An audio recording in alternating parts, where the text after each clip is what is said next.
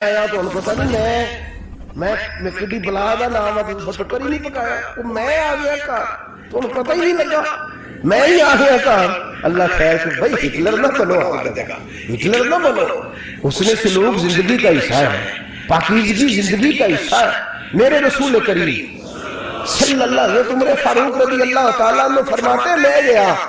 नबी करीम से मिलने तो मोटे बाल की चारपाई हम उसे असी मौजूदी मंजी आते सामने मोटे बाल की चारपाई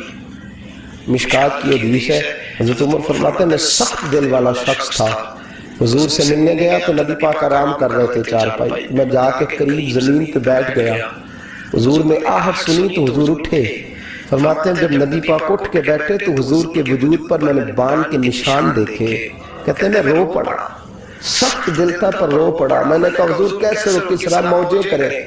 और आप इस बाल की चारपाई पे तो मेरे करीम रसूल ने फरमाया उमर तुझे अच्छा नहीं लगता जितनी मौज करनी है दुनिया में कर ले आखिरत में जलील हो जाए फरमाया उनको करने दे मौज वो तो जलील होने के लिए कर रहे हैं और मैंने इस दुनिया से क्या लेना है थोड़ा सा वक्त गुजारने के लिए आया हूँ यहाँ के बंद होगी वहां मेरा रब सारी इज्जतें मुझे ही अता फरमा देगा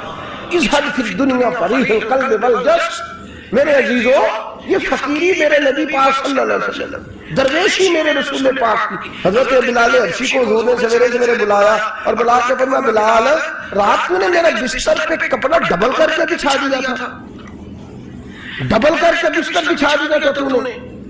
या रसूल क्या हुआ फरमाया नींद तो मुझे बड़ी आई है पर मेरे नफल कुछ रह गए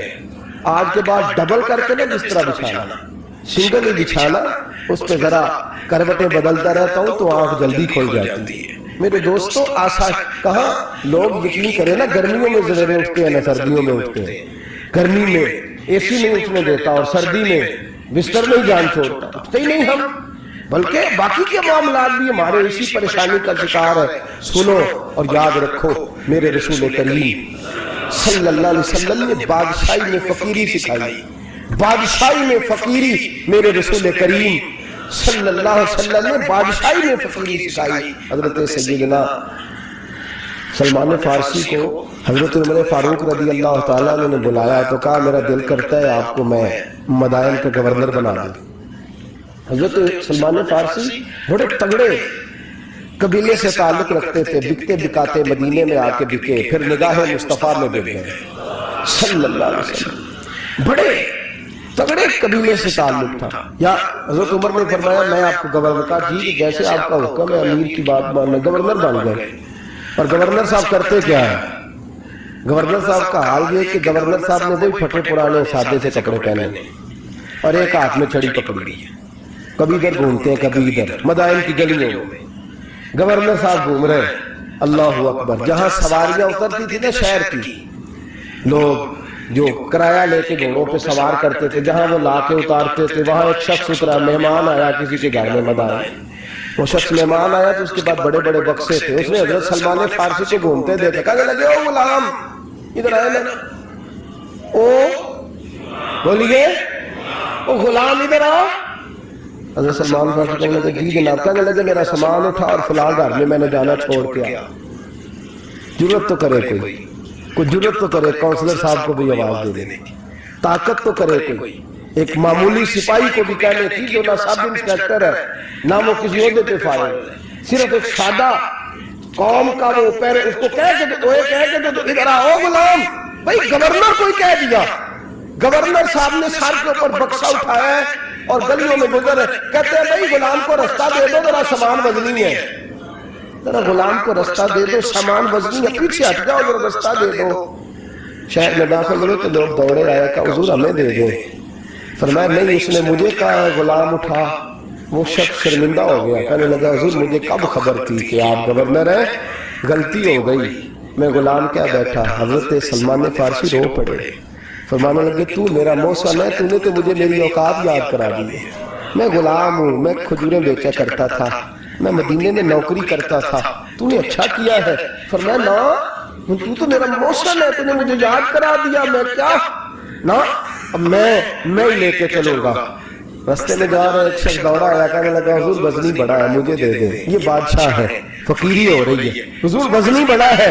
मुझे दे दे मैं उठा लेता हूँ تو حضرت سلمان فارسی فرمانے لگے پہلے وعدہ کر قیامت کے دن میرے گناہوں کا بوجھ اٹھا لے گا، وعدہ کر، تو کہے گا اللہ کے حضور کہ یا اللہ سلمان کے جو پاپ ہے ان کا بوجھ میں اٹھاتا ہوں. کہنے لگا حضور میں تو اپنا نہیں اٹھا سکتا، فرمایا پیچھے ہٹ جاؤ، اگر وہاں میرا کوئی بوجھ نہیں اٹھا سکتا تو یہاں بھی کوئی نہ اٹھائے. حضرت سلمان فارسی رضی اللہ تعالیٰ عنہ گورنر ہے صوبے کے. میرے دوست ہماری یہ جو جھوٹی انا ہے نا، لوگ میرا استقبال کرے، مجھے اٹھ کے ملے، مجھے پروٹوکول دے، میرا نام جپے، میں ہوتی رہے ہر جگہ، بس مجھے ہی لوگ جانے. اور میرے عزیز اس دھندے سے باہر آ، نفس پرستی کی اس جنگ سے نکل آ، اپنے مزاج کی اس قلت سے نکل آ، اپنے آپ کو جو بات نہیں بھی آتی ہوتی اس میں بھی ہم دخل دے کے اپنا کوئی نہ کوئی پیغام اور جملہ ضرور بیان کرنا چاہتے ہیں. بھئی ہمارا بھی نام لے لو، ہم بھی شامل ہیں، ہمیں بھی پتہ ہے اس گورکھ دھندے کا کچھ نہ کچھ، ہمیں بھی شامل کر لو. یہ نفس پرستی کی جنگ ہے، اس سے نکلو. اگر رب کریم نے بادشاہی دی ہے تو اس میں فقیری کرو. کبھی کبھی اپنے کپڑے خود استری کرنے لے جائیں، تو نہ بولے آپ نے مشکل کام بتا دیا نا میں نے. کس کے کپڑے استری کرنے کو کہا؟ اللہ خیر کرے. میں کیا میں تو ماڑے دی گل کر چلی، بھولے نہیں نا آپ لوگ. کبھی کبھی اپنے کپڑے خود استری، کبھی کبھی اپنے جوتے خود پالش کر، کچھ نہیں فرق ہوتا، اس سے آپ کا نفس کچلا جائے گا. کبھی کبھی نا،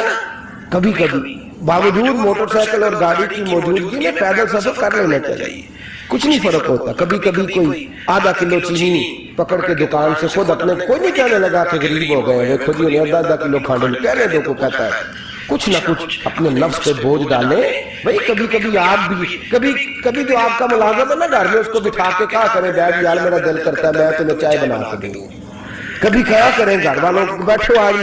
میں تمہیں کھانا گرم کر کے دے دیتا ہوں، کچھ فرق نہیں آنے لگا، عزت شان میں کوئی کمی نہیں آنے لگی. کبھی کبھی یہ کام وہ جو گھومنے والی کرسی رکھی ہوئی ہے نا جس پہ بیٹھ کے ہم حساب کرتے ہیں، کبھی کبھی اس پہ کسی غریب کو بھی بٹھا کے دیکھیں، کچھ نہیں فرق آنے لگا. یہ نفس پر کچھ کوڑے برسائے تاکہ یہ کچھ سمجھدار ہو جائے. یہ جو ہم نے بڑی لمبی چوڑی اپنے لیے جھوٹی انا کے دروازے کھول رکھے ہیں، یہ روز ہمیں دور کر رہے ہیں. جو نفس پرستی کی جنگ ہوتی ہے یہ بندے کو اللہ کے دروازے سے دور لے جاتی ہے، یہ نبی پاک کی محبت دل سے نکالتی ہے، یہ ذہن کے اندر اچھی سوچ نہیں آنے دیتی. ذہن میں جب بھی کوئی بات آتی ہے بری آتی ہے. تکبر اور غرور والے جو لوگ تھے نا ان کا کبھی کچھ نہیں ہو سکا. جس نے کہا مجھے چودھری صاحب کو، وہ بیچارہ اسی چکر میں رہا اور لوگ آگے گزر گئے. جس نے کہا مجھے شیخ صاحب کو، وہ اسی گڑبڑ میں رہا اور لوگ آگے بیت گئے ہیں. دنیا میں کوئی پیشہ برا نہیں. ملت کے جوانوں، یہ تم نے کہا ہے نا کہ یہاں اگر ہم کسی گلی میں مزدوری کریں گے تو لوگ کہیں گے مزدور ہے، لیکن اگر یورپ میں جا کے ہم کریں گے تو کسی کو کیا پتا چلے. اور دیش اپنے دیا بلہ نہ لو، تم بے لالا کھائیے، یعنی غیر ملک دے باغاں اندر میوے کھان نہ جائیے. اپنی مٹی پہ چلنے کا سلیقہ سیکھو. کسی کے سنگ مرمر پہ چلو گے تو پھسل جاؤ گے. عزیزو، ہم آج اس بادشاہی میں فقیری کے حسن سے ناش. حضرت عمر فاروق رضی اللہ تعالیٰ عنہ مدینے کی گلی سے گزر رہے ہیں، امیر المومنین ہے، مدینے کی گلی سے گزر رہے ہیں. ایک گھر کے اندر سے بچیوں کے رونے کی آواز آئی. بچیاں رو رہی ہیں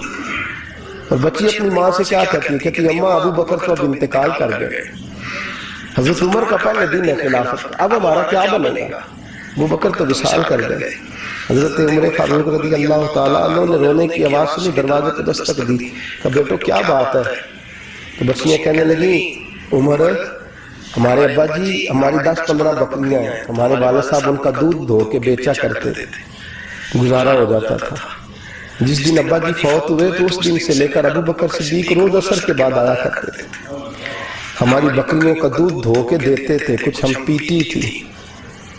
کچھ بیچ لیتی تھی، گزارا چلتا تھا. جس دن ابو بکر صدیق خلیفہ بنے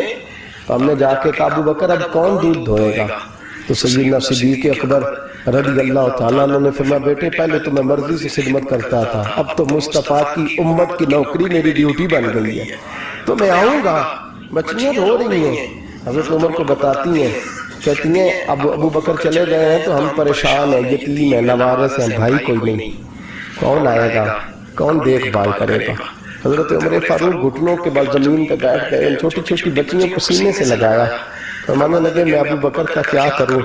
میرے لیے رستے بڑے مشکل کر گیا ہے. میں اس کے کس بادشاہ وقت ہو کہ وہ غریبوں کے گھروں میں آ کے ان کی بکریوں کا دودھ بھی دوتا تھا، امیر المومنین ہو کے یہ رنگ بھی تھا فرمایا بیٹیوں فکر نہ کرنا، جب تک عمر زندہ رہے گا، عمر آتا رہے گا، یہ نوکری کرتا رہے گا۔ کچھ دن بیتے تو حضرت عمر فاروق کو یاد آیا، اوہو مدینے میں ایک بوڑھی اماں بھی رہتی ہے جس کا کوئی گھر کا کام کرنے والا نہیں، اور جس بی بی کا کوئی بال بچہ نہیں، اور آنکھوں سے بھی وہ نابینی ہے۔ حضرت ابوبکر صدیق رات کے سناٹے میں جایا کرتے تھے، اس کے گھر میں جھاڑو دیتے تھے۔ یہ بادشاہ ہے، اس کی فقیری کا رنگ دیکھو، اس کو کنویں سے پانی بھر کے لا کے دیتے تھے۔ اور یہ لفظ آپ سنیں گے تو حیران ہو جائیں گے۔ اس بوڑھی اماں کے لیے نا ایک کونے میں گھر میں دور بار سے ایک جگہ کھود دی تھی جہاں وہ بی بی پخانہ اور پیشاب کرتی تھی۔ امیر المومنین حضرت ابوبکر صدیق رات کو جاتے تھے اور اس کا پخانہ وہاں سے اٹھا کے باہر پھینک کے آیا کرتے تھے۔ اس عورت نے پیغام بھیجا کہ عمر سے کہو میری بھی ڈیوٹیاں تو نے سر انجام دینی ہے۔ عمر فاروق ساری رات کام کرتے، سناٹا گہرا ہوتا تو جھاڑو دبایا بغل میں، اور عمر فاروق نکلے ہوئے اس بی بی کے گھر میں جھاڑو دیا جا رہا ہے۔ حضرت انس بن مالک فرماتے ہیں میں نے آخری عمر میں بھی اس بوڑھے عمر کو دیکھا، اس بڑھاپے میں بھی میں نے اس شخص کو دیکھا ہے کہ جب وجود کمزور ہو گیا، داڑھی سفید ہو گئی، لیکن پھر بھی اس کا انداز نہیں بدلا۔ اس نے ساری زندگی بادشاہی میں فقیری کر کے گزار دی، یہ پھر بھی کسی کے گھر میں جھاڑو دیتا ہے۔